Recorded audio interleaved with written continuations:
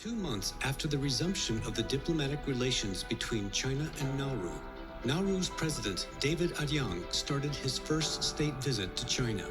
He was impressed by China's sustained high-level growth over the past few decades. He emphasized Nauru's desire to stand on the right side of history and praised China's global initiatives for injecting new vitality into the world. He stated that China's rise has not come at the expense of other countries' interests. David Adyang, president of Nauru, sat down for an exclusive interview with Leaders Talk.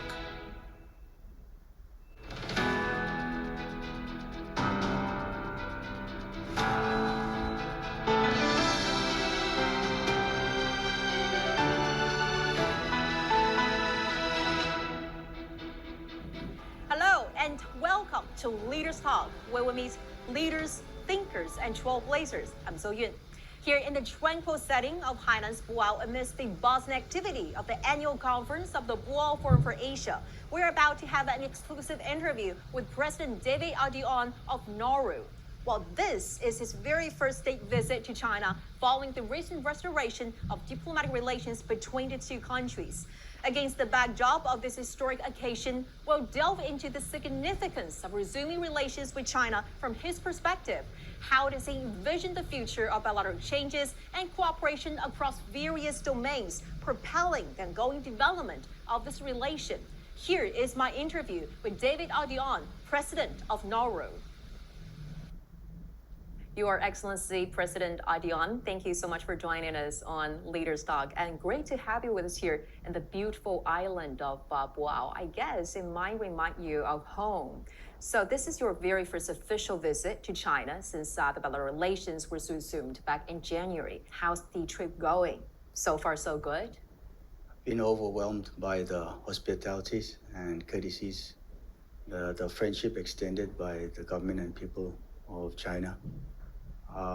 But also extremely impressed by the great potential and promise of collaboration on matters of mutual interest, but in particularly also in promising ventures that will help assist the development of my country.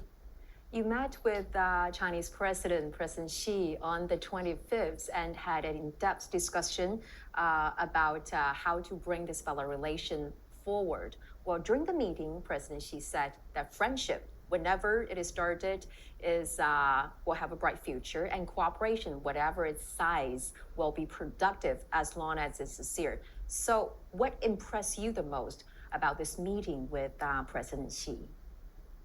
President Xi was, I thought he impressed me how well briefed he was about the issues that concern Nauru.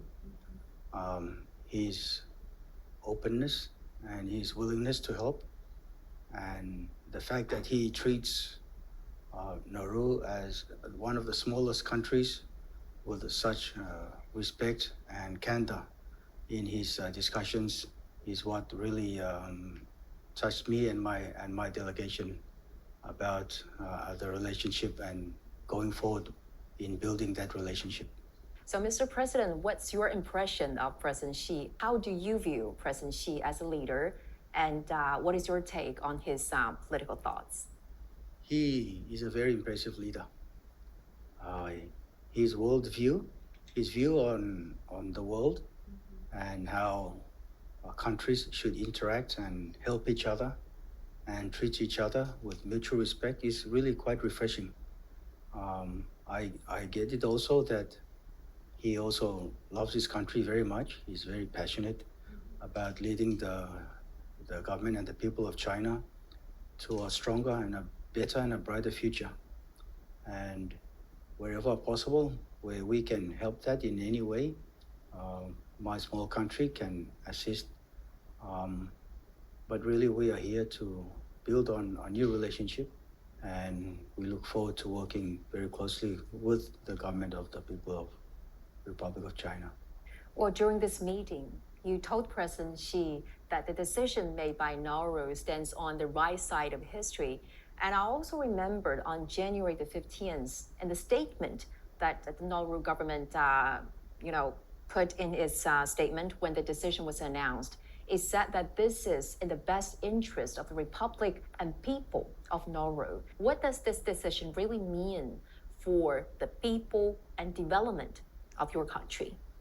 As one of the smallest countries in the world, a small island developing state, challenged by the normal challenges of developing a country, one cannot ignore China and the rise of China. It has an important role to play in developing humankind. And we note, we acknowledge, and we support the initiatives by His Excellency President Xi Jinping, and we support those initiatives. We want to be part of those initiatives as well. As you mentioned, that Nauru has welcomed and supported the vision of community of shared future, as well as the global development initiative, the global security initiative, as well as the global civilization initiative put forward by Chinese President Xi. How do you understand the significance of those initiatives? Yeah, I think they are very refreshing for the world. We want to be a part of those initiatives as much as other countries as well. We have our own unique, particular set of challenges, and whatever assistance that China can give us is more than welcome. We are willing and ready to be a part of those initiatives as well. Actually, the level of support within the Nauru Parliament in severing the so-called diplomatic relations with Taiwan and resuming this relation with China was unprecedented. We heard that that time, where this political resolve was supported by each and every member in the parliament, which was kind of unusual to have this overwhelming consensus. So what do you think are the key it's not easy to get legislators agreeing on anything on any time of the day. Right. But on this matter, it was quite unique because both sides of the parliament, indeed all members of parliament who were attending the sitting on that day, were quite happy. There was actually no debate on the matter. We voted unanimously to support the resolution to recognize and support the One China principle and to move along with the bilateral relationship. We stood in support, we signed a resolution, and I believe also that all members of parliament will be coming here sooner or later to help build that relationship. As I said, we want to be on the right side of history, and we will be. What do you think are the major factors that contributed to such, unanimity? In the Pacific, we are being constantly challenged nowadays by our traditional partners. Sometimes to choose your friends and take sides. But Nauru, and I believe I speak for others in the Pacific, we consider ourselves friends to all, enemies to none. We find China's approach as in global affairs very, very refreshing. It has no issues in Nauru, as we want to be a partner of China moving forward, and we see a lot of potential in China's rise in the world. I think wherever possible, I think any support that is coming from China can only be to the benefit of the people of Nauru. Well, Mr. President, as you mentioned a bit earlier, that the cornerstone of this decision is actually the Nauru government accepts the One China principle and also recognizes the People's Republic of China is the sole legal government representing the whole of China. Well, this is in line with the UNGA 2758.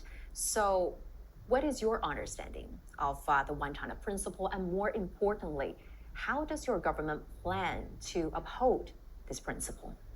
We already have severed so-called relations with the Taiwan region. We hope that in time, as Hong Kong rejoined China, so also will the Taiwan region. I think history will prove us right.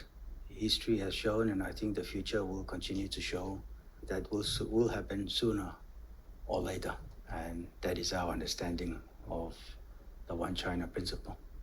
As you may know, Nauru was the 183rd country to establish diplomatic relations with China, and especially starting from recent years, we're seeing increasing number of countries that has decided to resume or establish diplomatic relations with China. This is the best testament that shows upholding the one China principle is in line with the trend of history and the times.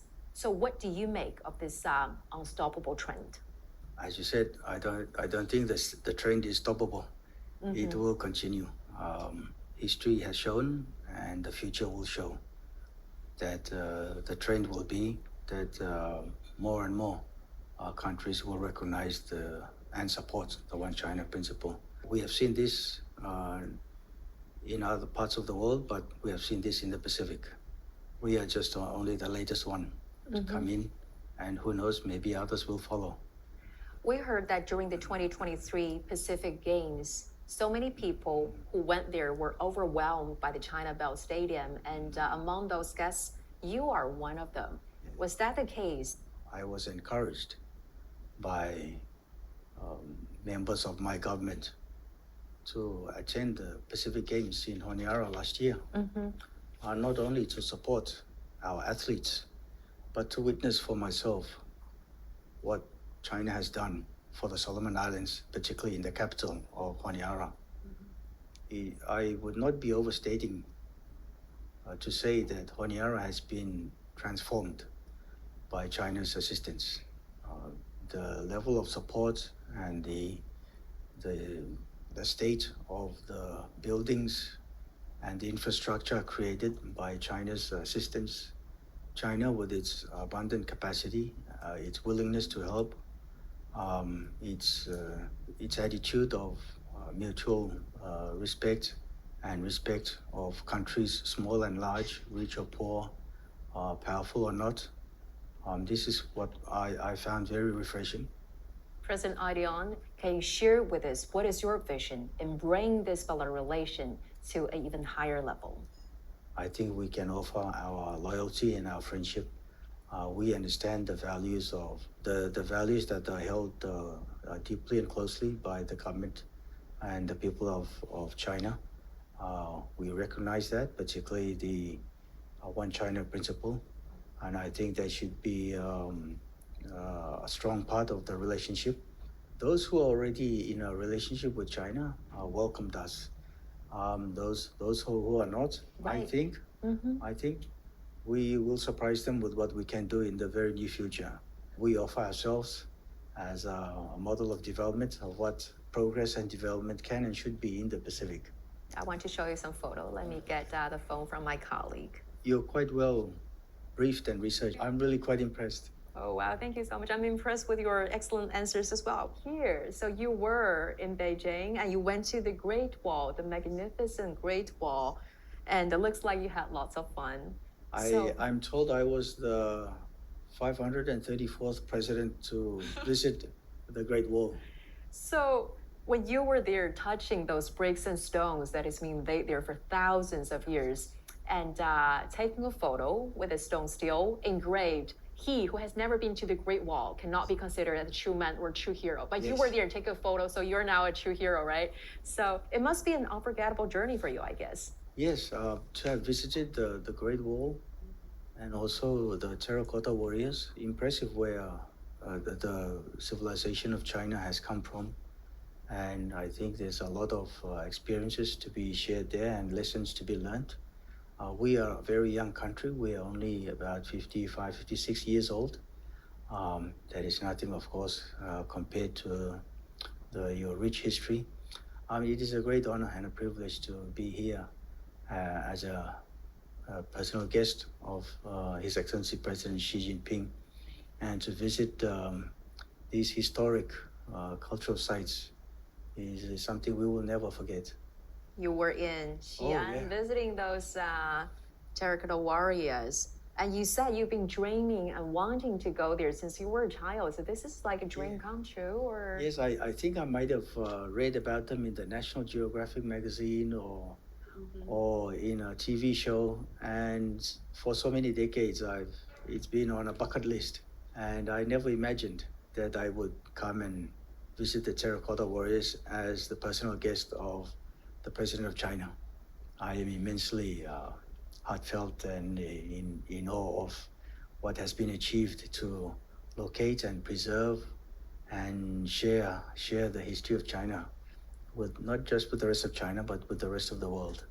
And you even took a selfie with one of those warriors. So is it what you have imagined, or is it different from what you have No, thought of? I always dreamed, but never imagined that I would actually be there, to be there so close to a terracotta warrior who has been in existence over 2,000 years.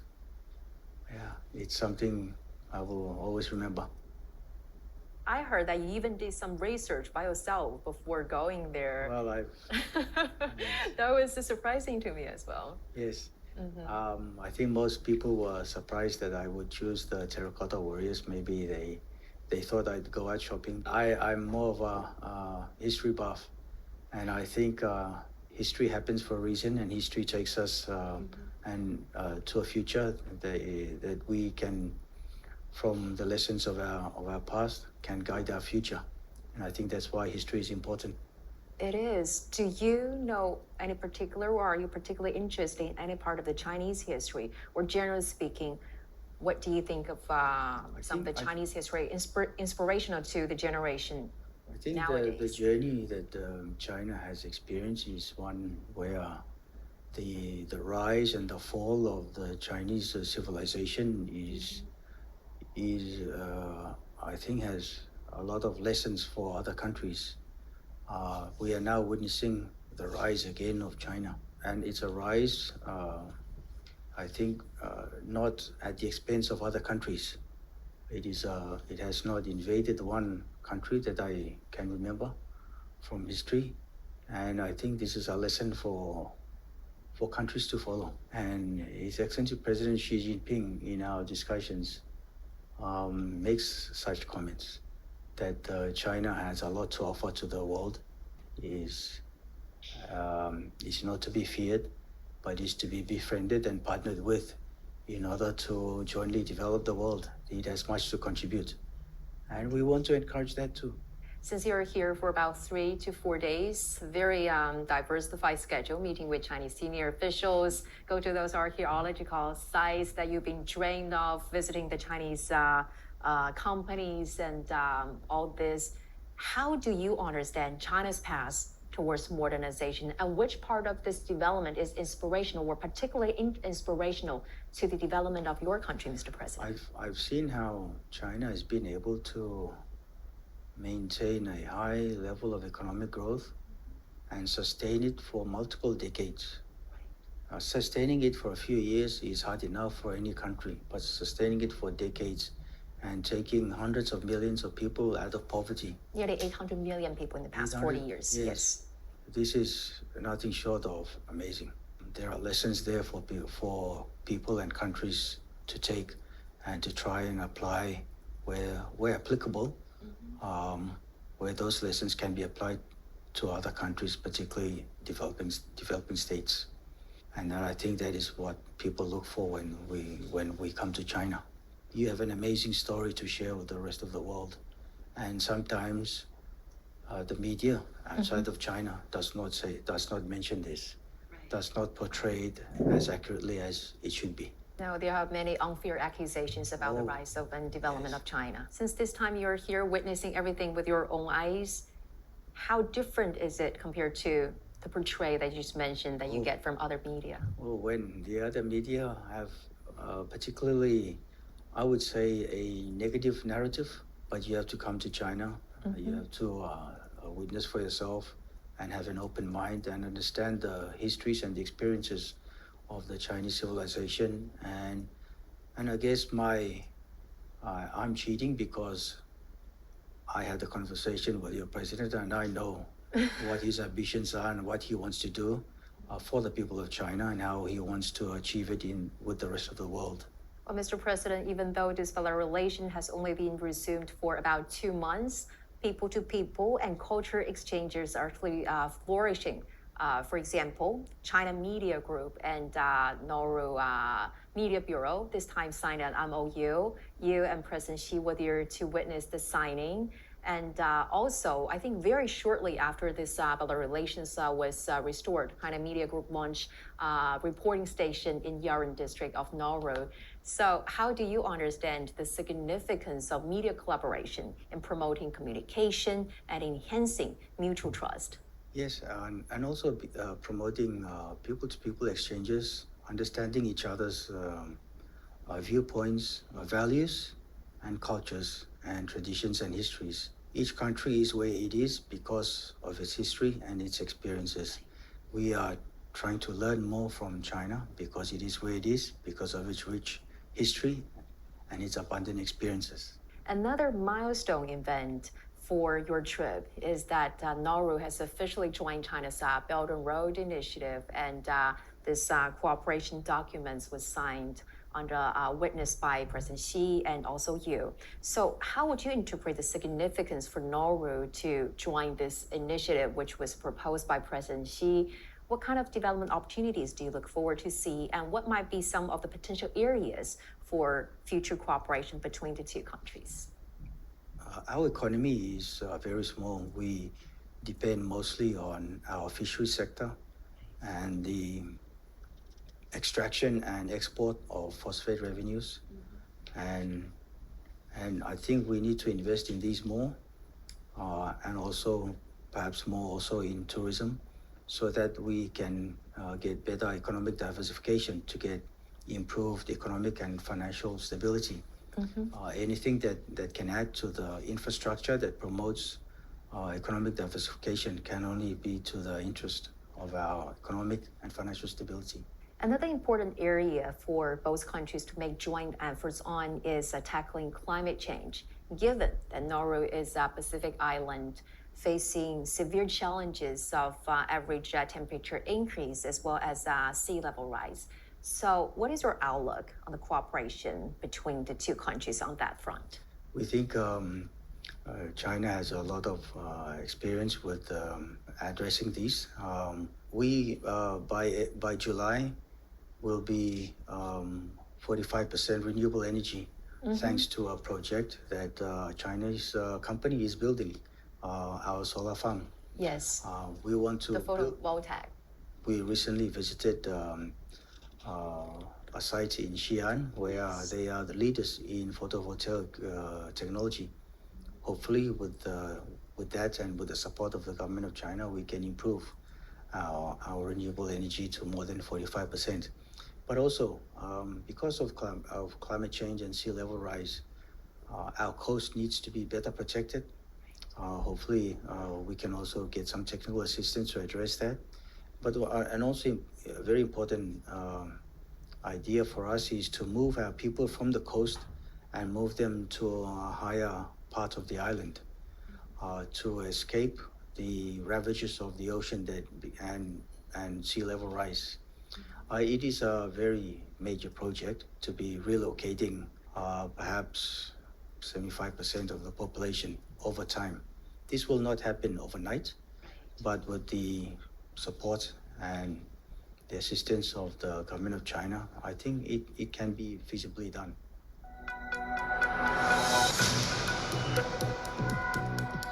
Each day, there are millions of stories. Each one can open new perspectives, new possibilities. Wherever you look, we are there to see, discover, explore. We put the pieces together to find what really matters to you, all around the world, all around the clock. Our reporters are at home across the globe. From our headquarters in Beijing and production centers in Washington, Nairobi, and London. Stories from across the globe, reaching people across the globe. CGTN. See the difference.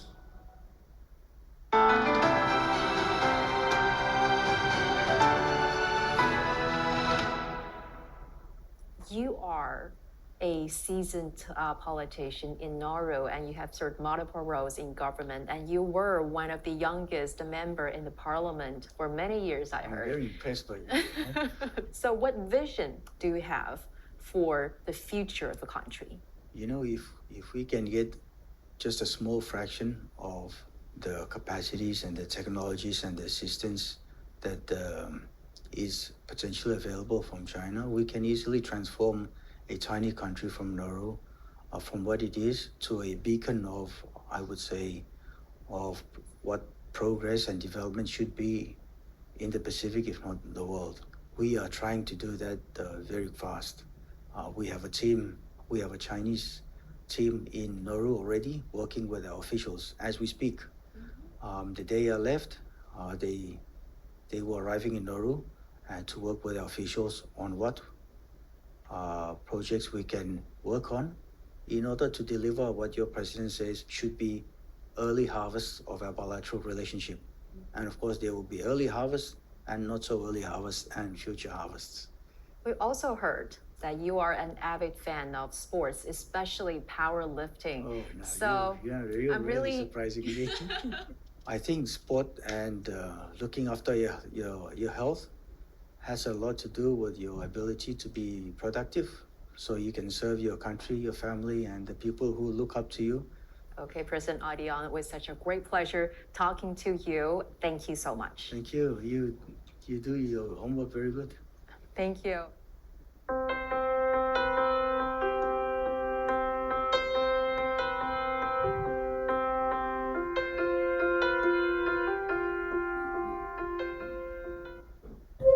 During the interview, President David Adian expressed his passion for the Chinese history and culture.